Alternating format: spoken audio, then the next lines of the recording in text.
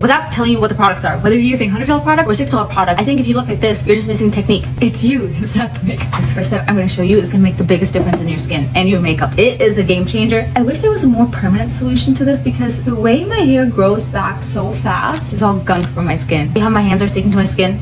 Don't do that. That means your skin is not prepped. Once your skin looks like this, my favorite trick, especially if you're oily, this is gonna work. I powder my brows. So the strokes, my pencil, come in better. Add those strokes. Even though I have very little hair, I always gel in my brows because on camera, it might not make a difference, but in person, you look just so much more put together. Water and oil don't like each other. Water-based primer, my foundation's water-based, and if I'm using an oil-based primer, then my foundation's oil-based, silicone. Now, as you layer products, let it dry. A foundation, use a lot. This is where I get oily and cakey. So I start on the outside and then work my way in so the least amount of product gets in the inside of my face. What a trick. I always go in with a beauty blender. This is gonna take off the excess, but once it dries, if you do it before, then you're just taking off the foundation. I'm gonna go in with the cream product. Start at the center of my eye and then just work myself in and stay on the cheekbone, almost right on the blush. I'm gonna go in with the contour. Now I have a bronze blushed look. And because I'm using the same brush, it's gonna blend so much more seamlessly. Then while we're doing all these steps, I'm just gonna keep my lips moisturized.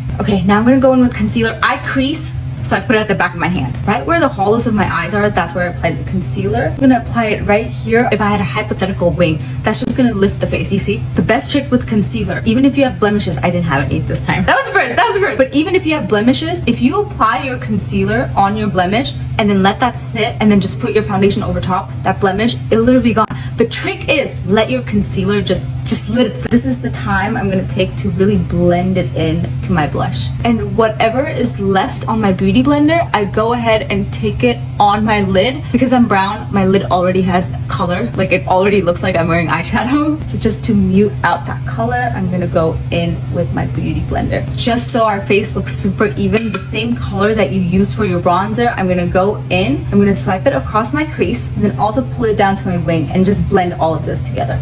This was the crease, and now this is the lid area. Just go in with a color that's 2 shades lighter. There you have eyeshadow. I'm just gonna apply a gold. There we go. Now with the same brush that you applied the crease color, just run it over your eye. What I'm trying to do is first set it with my pressed powder. Go in with your loose powder, and you're gonna bake. Pretend this is my color. Now the reason I'm able to take on a lot more powder is because I already set my under eyes with the pressed powder. Otherwise, I would have just created a paste on wet concealer, put this on. Even if your concealer dried, okay, it would have made a paste. Don't do that. Now we're gonna go in with the powder, do the same thing. You see how much more color we got because we have that cream blush underneath. Same brush, get a powder, bronzer, or contour, and apply the bronzer right on the same spot that you had the cream bronzer.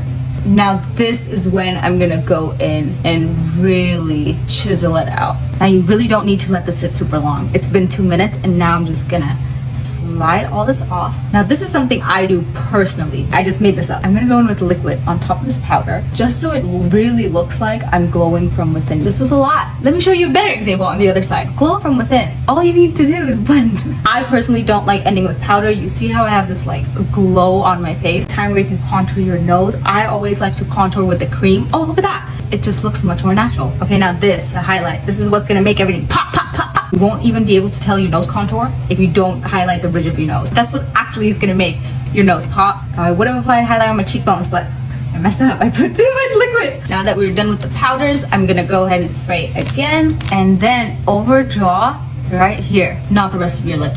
It's gonna give you a pout. I like to dab on a little bit of translucent powder once I'm done with my lip liner because it's gonna stick. It's not gonna go anywhere. I don't need to tell you the product. You know what lipstick this is.